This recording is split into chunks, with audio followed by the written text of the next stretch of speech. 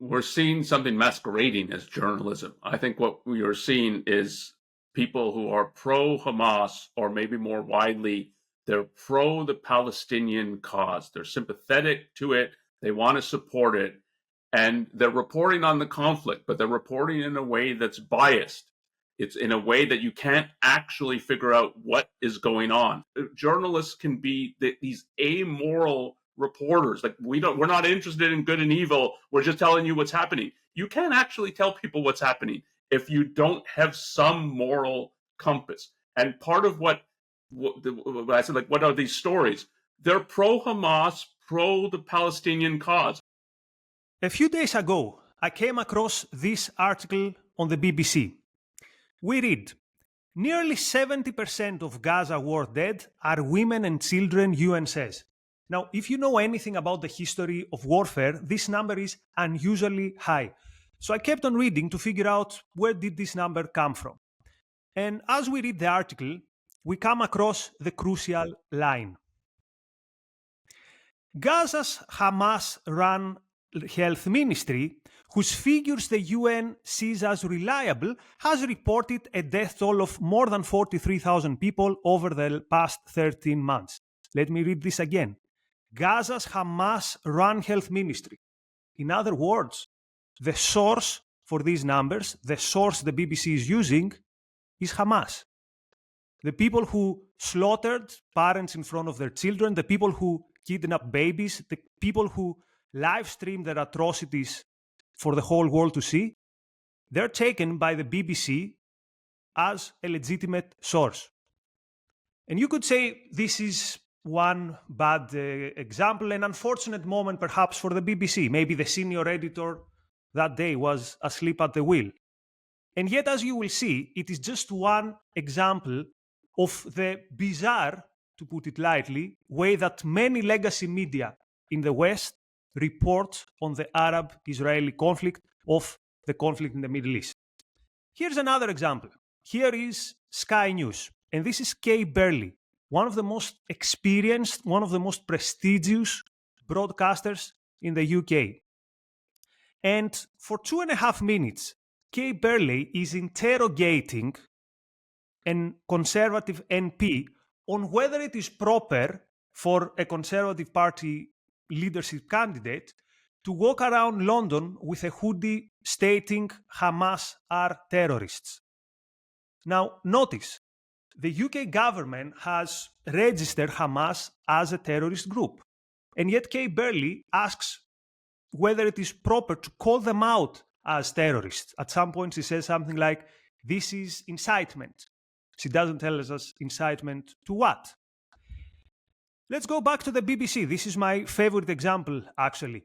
You remember a few months ago this spectacular IDF operation where they rescued Noah and 3 other of the hostages who were in Gaza. Now remember, Hamas kept these hostages in a civilian area. There was a battle and there were casualties for these hostages to be saved. And this BBC journalist is asking a former IDF official whether it would be possible for Israel to give a warning so that there would be no civilians around. Now, I believe that this journalist must be intelligent. You cannot be a successful journalist without intelligence. And yet she's asking, why did Israel not warn Hamas that it was about to engage in a hostage rescue operation? And a final example. A few months ago, the former president of the Islamic Republic of Iran, Ebrahim Raisi, died in a helicopter accident.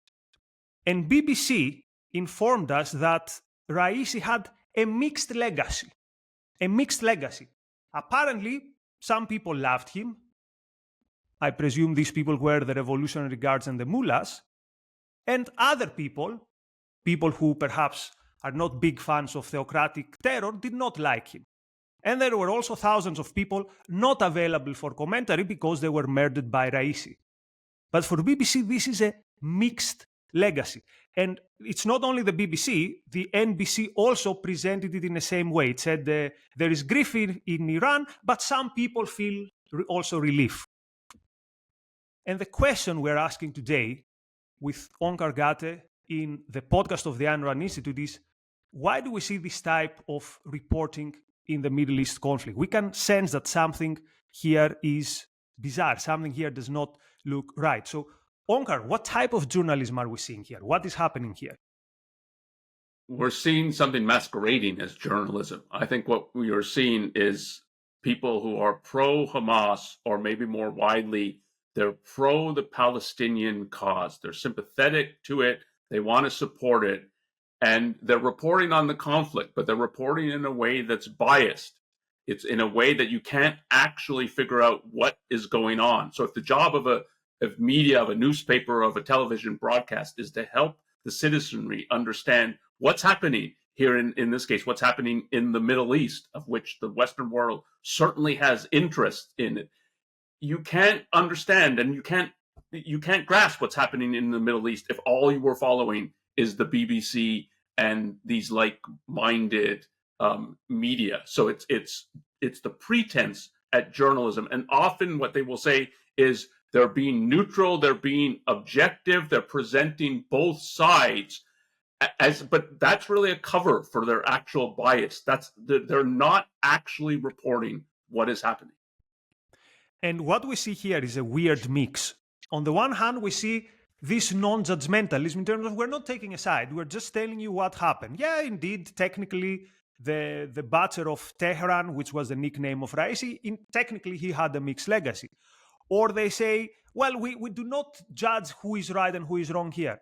But at the same time, we see a rush to judgment when they judge whether it is proper to run around London with a hoodie that says Hamas are terrorists. And the question here is, what is the proper attitude towards being judgmental when you're a journalist and when you have to report on a conflict which they could say it's not our conflict? We are reporting about what is happening for some people in the other side of the world. Therefore, we're just giving you the dry facts. You can't escape moral judgment. And a reporter can't escape moral judgment. If the reporter's job is to help you to figure out what is happening, a reporter has to have a selection of what he's reporting. He doesn't walk around with a notebook and every single thing he sees, he writes down and that makes it into the newspaper story or the television story. And that's impossible. So he's selecting details of what's happening to try to get to the essence of what's happening. So the citizenry, one, is informed and then has the concrete evidence, the concrete facts on which to make judgments. But that very selectivity, a reporter has to think, what's essential here? What's essential for what's going on, and what's essential to a moral evaluation of what is going on? And in that sense, the part of the selectivity is what's morally important here. The reporter really has to think about that and report on that, not giving all his conclusions, but giving the relevant facts on which you could make judgments and evaluations. But relevant here means relevant to making moral evaluations. So this idea that journalists can be these amoral reporters, like we're not interested in good and evil, we're just telling you what's happening. You can't actually tell people what's happening if you don't have some moral compass. And part of what I said, like, what are these stories? They're pro-Hamas, pro the Palestinian cause. And part of what you brought up about, they'll single out a British politician for wearing a hoodie that's critical of Hamas, and they'll simultaneously, as you said, treat Hamas like they're a reliable source of information about casualties in Gaza. And that's taking a side. They can pretend that they're being neutral and objective, but that is taking a side. And anybody really following this, I think, will get, obviously the BBC is on the side of Hamas or the Palestinian cause. Now that you're saying this, though, Onkar, I'm trying to think. I mean, I know some of these journalists. I literally know them personally. I'm sure they don't wake up in the morning hoping and praying that Hamas wins. And I'm sure they try to they view themselves as doing the jobs being neutral, and they would use the term objective. So why does a journalist end up in this situation where they effectively support Hamas? What is the mistake they do or what is the thing that they don't see? What is their blind spot in ending up being these apologists for Hamas? Because I'm sure it's not conscious. They're not consciously pro-Hamas. At least I hope so. Yeah, there's a little, I probably have a more negative view than you do. I think there is a little bit of conscious element here. Or at least put it differently. They're anti-Israel, and that makes them pro-Hamas. But I think there's some of it, the anti-Israel slant is conscious. They know they're anti-Israel. And it's part of why the reporting is so much coverage of what Israel is doing. If you ask, do you get in the media? I follow more the US media than the UK media, but it's the same in the US media. And I watch some BBC just to have an idea of what the BBC is reporting. If you ask, do you get reporting on what Hamas is doing? Not the civilian casualties in Gaza and that humanitarian aid can't get in, but what Hamas is doing, how they're fighting, how they're regrouping. Why is Israel right to say we have to go into places that we were already in because Hamas is now trying to regroup there, because on the premise and sort of with world opinion that why would Israel go back there? You've already bombed it. So it's a safe harbor for them. Is there reporting on Hamas, the militancy of it, their attempt to regroup, why they won't surrender, why they're still holding hostages? In the US media, and from what I've seen of the BBC, there's very little reporting on it. Once in a while, the hostages still comes up, but there's daily reporting on what Israel is doing. And that tells you, I think, something, what they're really concerned with is trying to find things that Israel's doing wrong. They're not actually concerned with the whole war and why Israel still feels the need to be waging war. And actually, I think they're not really concerned actually with the plight of innocent Palestinians. How do I know? A few days ago, there was significant reports, including videos of Hamas torturing Palestinians. And these videos came from the IDF, so maybe they should say, okay, we need to check how legitimate they were. But there wasn't even any noise about these videos. I mean, this should be significant. We have hours of footage, Hamas torturing Palestinians. Supposedly, there are so many people out there who rightly care about innocent Palestinians. There should be more noise about this, and yet there was no noise about this. Now, let's try, though, I'll try to play devil's advocate here, but this is also an honest question. Let's say we're in a newsroom, and every day we have to report on what is happening in the war there. And the report we get today reads, IDF bombed a refugee camp, and there were casualties in the refugee camp. Now, obviously, IDF hasn't briefed us on why they bombed there, what was their tactical goal. So we could say, look, all we can tell to people is that the facts are that, yes, they bombed a refugee camp. Should the journalist go out of his way and say, but remember that Hamas did the October 7th? So how would the proper reporting of, let's say, the bombing of a refugee camp look like? I think, so it's not every time, just remember they did October 7th, but it is true that if you're thinking of this as reporting, and it's not like a one-off story, so your ongoing reporting of the conflict in Israel, it has to be that your viewership never loses sight of the fact that you've got two participants in this conflict, and they both have a nature. And Hamas's nature is, I actually agree that Hamas should not be called terrorists. They should be called dictators. And this is like this, everybody who's watching the BBC should know this, and it should be like second nature. They've heard it so often, not literally every story, but they've heard it so often that they can't forget that Hamas was voted into power in the Gaza Strip. And what they did immediately when they gained power was to drive out by force their political opponents and kill some of them and drive others. That's why it's split between Gaza and the other Palestinian territories, and institute a dictatorship in the Gaza Strip. So what you're dealing with is dictators. And the more the audience had that, it would be, oh, so it's like Saddam Hussein, it's like Iran, it's like Putin, it's like North Korea. You would put them in that category.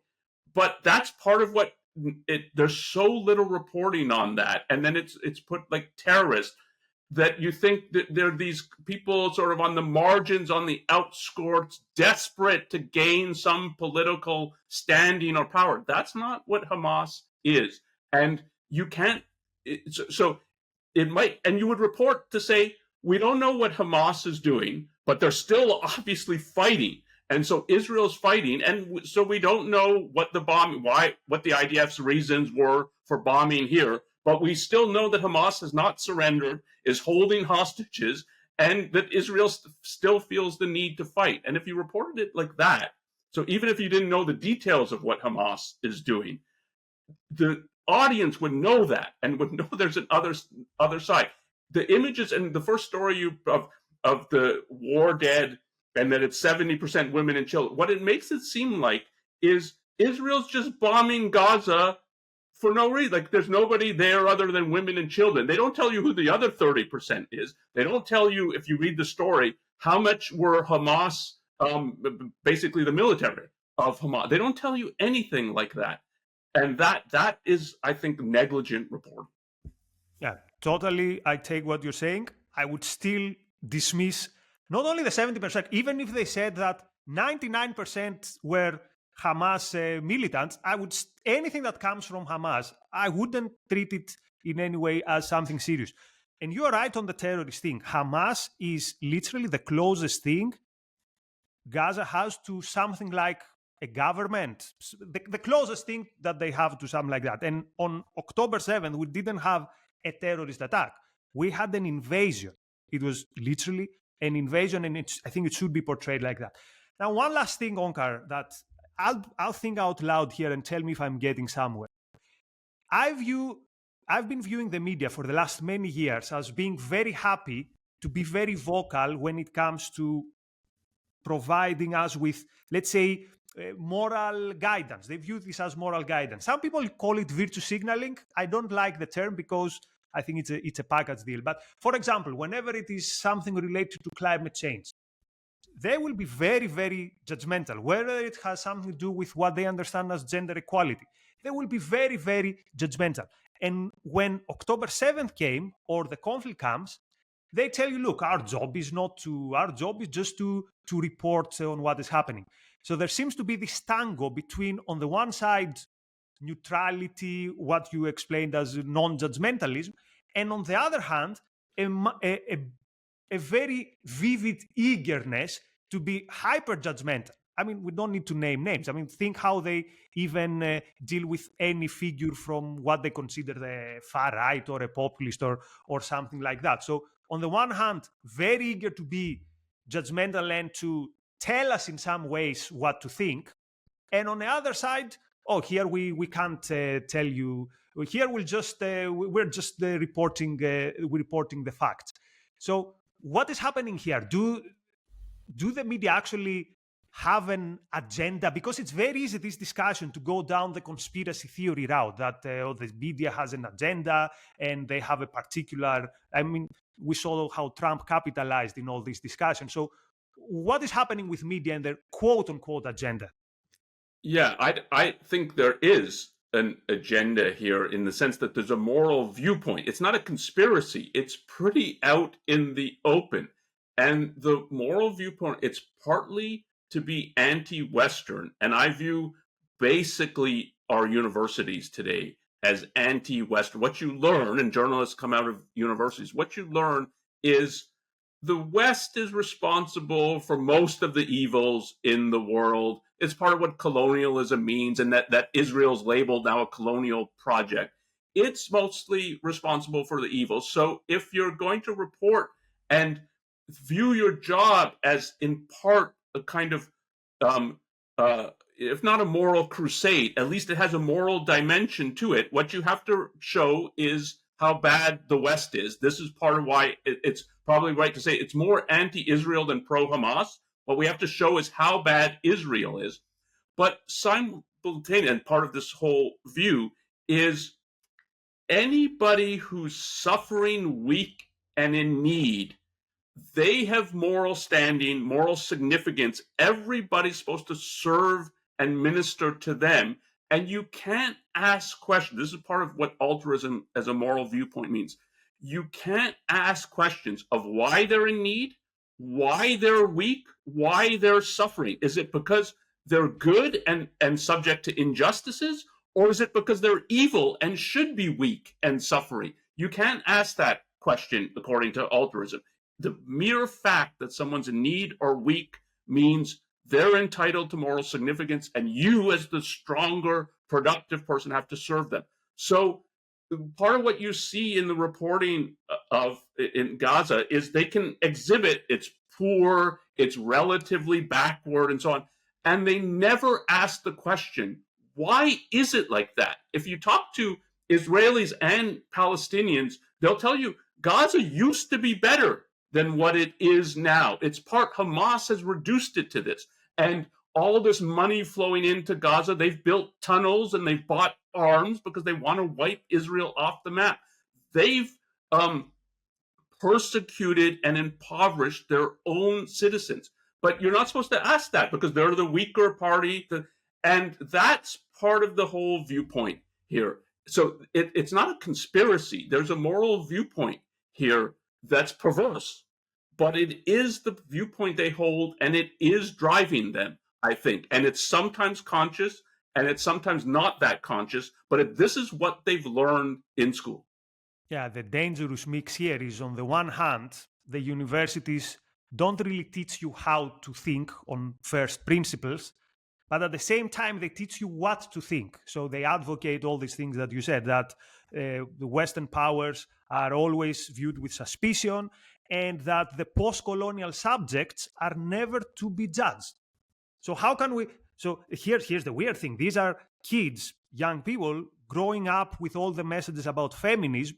They view women being massacred or taken hostages, or all these allegations of sexual violence, but suddenly we cannot judge. Why? Because this is how they've been taught to actually not think, that whatever these people are doing, they're beyond the judgment of us because we are the privileged, we are the West. And also at play here, as you said, our colleague Elan Juno has called it the underdog principle.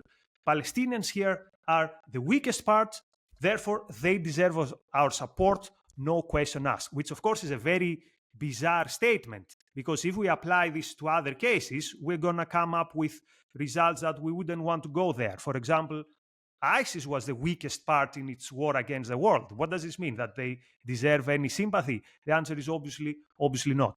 So, Onkar, what would be your final takeaway from this discussion about media? Because, again, there's a danger here, which is to just say, look, the media are just lying, therefore I will do my own research, as people say, or they will go to fringe voices that quite often are even worse than the legacy media, which today we've criticized their problems.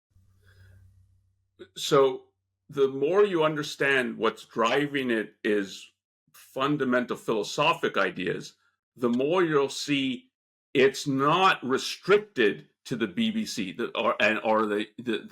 and their sort of kindred spirits in the UK and Western media more generally. There's a certain perspective that's anti-Israel and that's pro the Palestinians and pro Hamas, but altruism is pounded into people's head in different forms, and that often will manifest itself in reporting across the board. I mean, one of the forms is through religion, and I mean, we haven't talked about this in regard to the reporting, but part of the reporting is that Hamas is committed to Islam.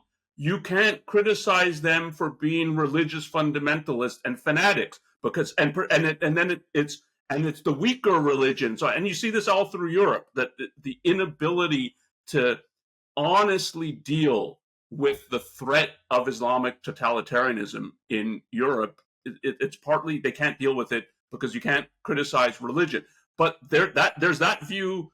We've had that in the U.S. We still have it in the U.S. that there's sympathy for religious fundamentalists, and that will color different kinds of reporting. So if you think of this issue will be placed more on the left. On the right, do you get real reporting about what's really driving, say, in the United States, the anti-abortion stand, and how religiously motivated that is? And it's an attempt to inject religion into politics. You'll watch so many broadcasts that sort of will be like Fox News and so like that. You won't get any of that. And it's a bias, but it's a bias that has deep roots, like deep motivations. And the more you understand that, the more I don't have a lot of confidence in our media today, but that's across the board. Not like, oh, BBC's bad, but other ones are really good. Some are better on the issue on a particular issue, but the deeper currents that are driving non-objective journalism are there across the board, unfortunately. Yeah, and when I see reporting as such, the message I always try to convey to people who might not be in the media, but in some ways they talk to people, they post on social media, is people, let's try to be better. We see what disregard for truth and objectivity looks like. Let's be better than that. Let's not be like these guys. This was the episode for today, but we've done more commentary on anything that relates to the conflict in the Middle East, not only since October 7th, but even before that. And we will post a link with our playlist with the history of our commentary on the topic. Many thanks for your time. All the best.